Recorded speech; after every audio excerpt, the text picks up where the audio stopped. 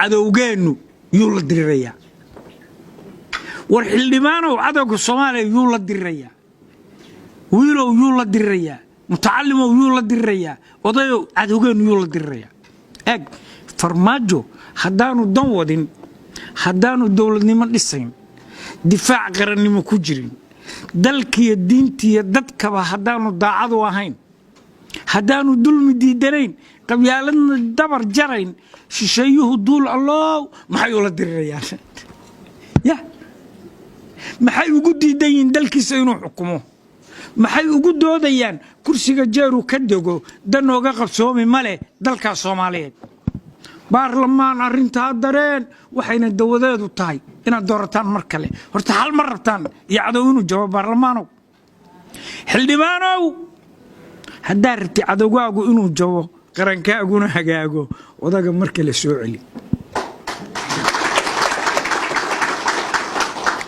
waxaan sheegayaa anigu haddaan lacag rabo inaan urursado guryo qurux baan ku dhisto magaalada in badan baa oo keenay laamo hal hees oo aan sameeyo 50 kun baa lagu bariyay 50 kun ma ku siinaa hal hees samay waxaan wallahi 50 milyan ma ku samaynayo aniga waxaan maskaxaydii muddo ay ka soo bixin ma ba samayn karo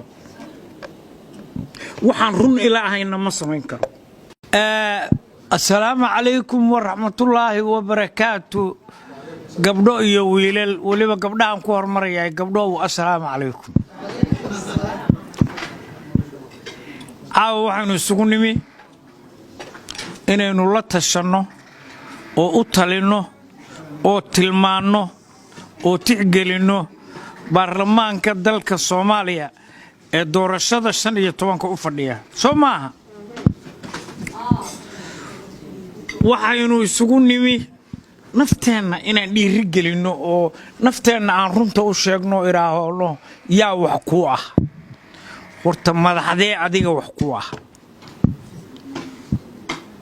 hal baan idin sheegaya maama Soomaaliya jirta oo burburka soo baxday waxa la yiraahdaa qof xora baa u xoreeya waxaan idinka codsanayaa horta idinku xorooba oo maxaa ka horowdaan madaxweynahayaga wasiirkayaga reerkayaga nabadoonkayaga odagayaga guriga annaga leh ku horayaan waa guri magaalada xamar ka dhisan reer ilaahay leeyihiin guriga annaga leh baabuurka annaga leh war ma lihidina qof baa leh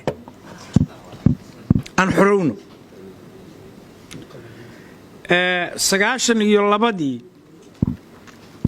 xaaladda waa la garanayaa baan reerkayaga shirsan oo ismadiisu dhex fadhiyaan cid walba dhex fadhido waxaan assalaamu calaykum calaykum asalaam anigu hil iyo ho midna idin kama rabo saqar baa guuxay odagu xoogaa buu leeyahay ma kirin baan radaa qaatana kore waxaadna tar karin meel hebla iyo meel hebla labada control u dhaxaya ba haddaan tollayra ciidankiinu jooga colayma joogo haddaan wax idin wadiistona qaalin geelaa siin kartaan iyadana gelinka horaan khasira maxaad ii samayn kartaan binu aadanku wuxuu dad ku noqday oo dunu ku noqday oo wax ku wanaagsaday oo ku horumaray waa dad xoroobay ma ina xorowna ma rabtaan haddaa rabtaan ina xorowdaan waxa ka xorowdaan qabyaalad eeg qabyaaladaadii tilmaamaya sida u eg tahay qabyaaladii waa qabyaal han dhintay raganimo dhimatay nolol dhimatay fikir dhintay qabyaaladu waa qabyaalina qiimo ma leh qadarin iyo qaaya ma leh qaynuun iyo xeerna ma leh qorshiyo qaab horu kac ma leh wuxuu dad ku qaato ma leh qareenkii waa ibliis qofaan ka gelin qisaas adiga deyntaada qabin qudhiisu ku dira markaad kaga qaadid buu qoslaayo ka hara markaas aqoomiyo qamuyo ku waalata adoon waxba qaban karin qabyaaladii waa qabkaasi ka quuso ha quudarayn ilaah baan ku dhaariyay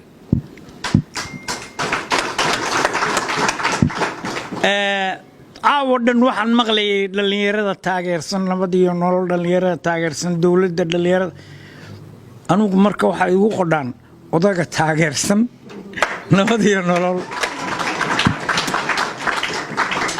waxaan ku taageersanahay oo idin sheegaya waxaan ku taageersanahay wax qarsoon ma eeg mas-uulkaaga madaxdaada inay xun tahay iyo inay fiican tahay waxaa laga eegtaa muraayadda cadowga. eeg muraayadda cadowgu waa muraayad.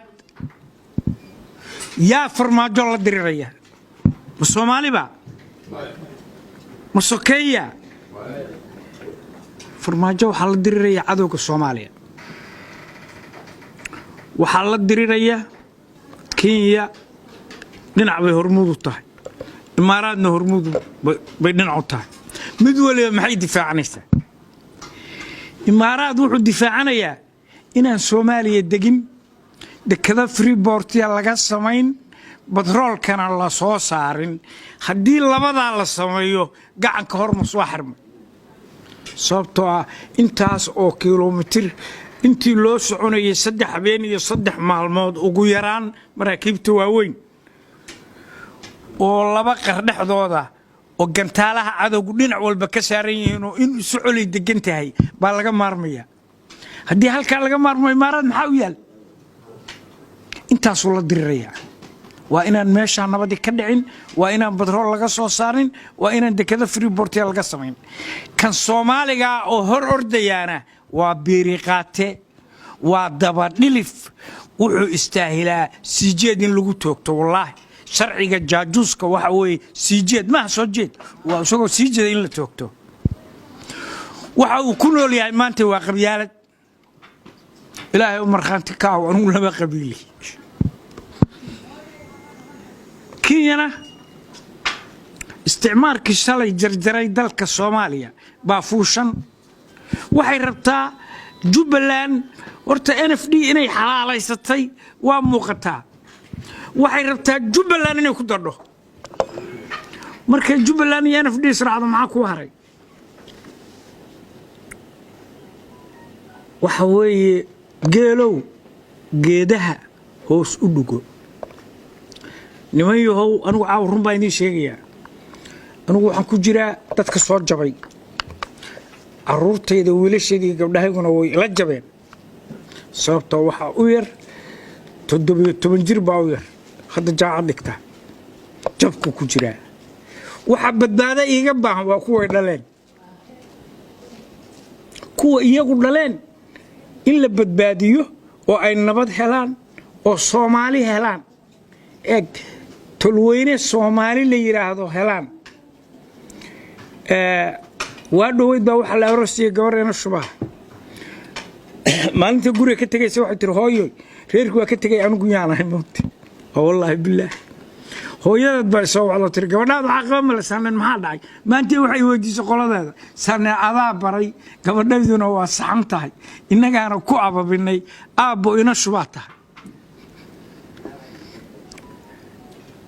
waxaan leeyahay marka horta qof horaa u xoreeyee inteena hoolka ku jirta arrintu yay caadifad ina ka noqone.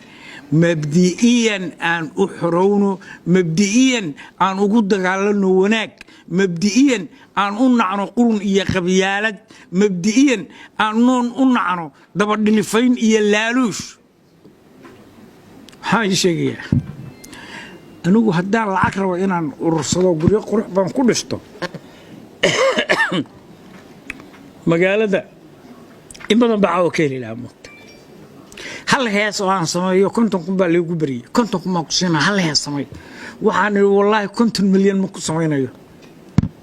aniga waxaan maskaxaydii muddo ay ka soo bixin maba sameyn karo. waxaan run ilaahayna ma sameyn karo. nabay waxaan leeyahay u fiirsaday ilmaha real cadowgeenu yuu la diriraya. war xildhibaanow cadowga Soomaaliya yuu la diriraya. wiilow yuu la diriraya.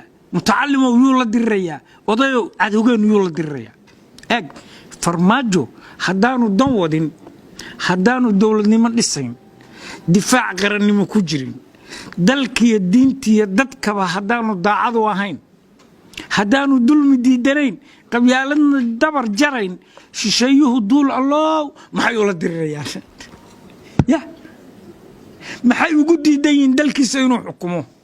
maxay ugu doodayaan kursiga jeeru ka dego danooga qabsoomi male dalka Soomaaliyeed?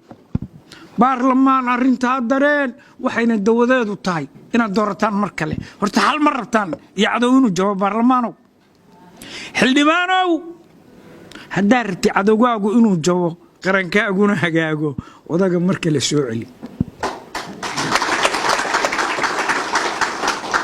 sababtu waa mar haddii cadowgu la dirayo waa caddahay soo maaha dagaalkaas waa cadyahay ninkaabaa naga hortaagani waa horaan meeshaas gacanta la geli lahayn waa horaan farataysan lahayn waa horaan waxaan rabno ka samayn lahayn arrintu soo maaha umiyanan damiir lahayn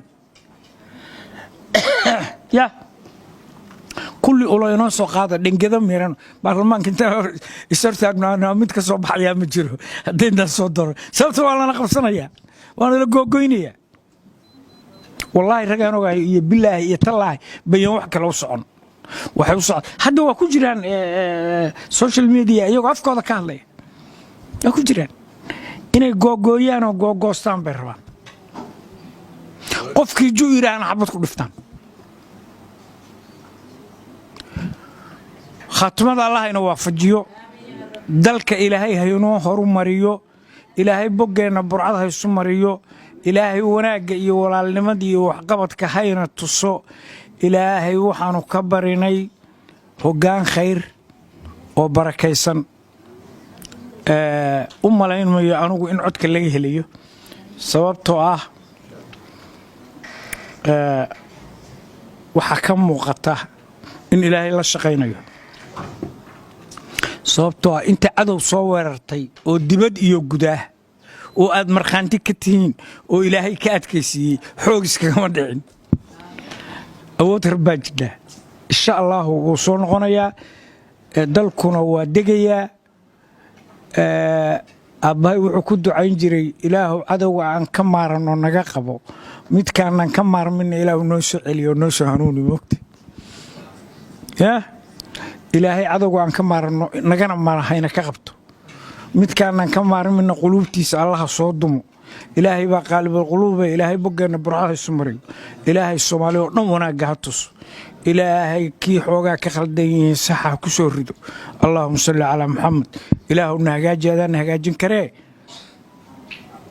farmaajo allah soo celiyo mar kale iyo mar kale iyo mar kaleba allah soo celiyo wasalaamu calaykum waraxmatullaahi wabarakaatu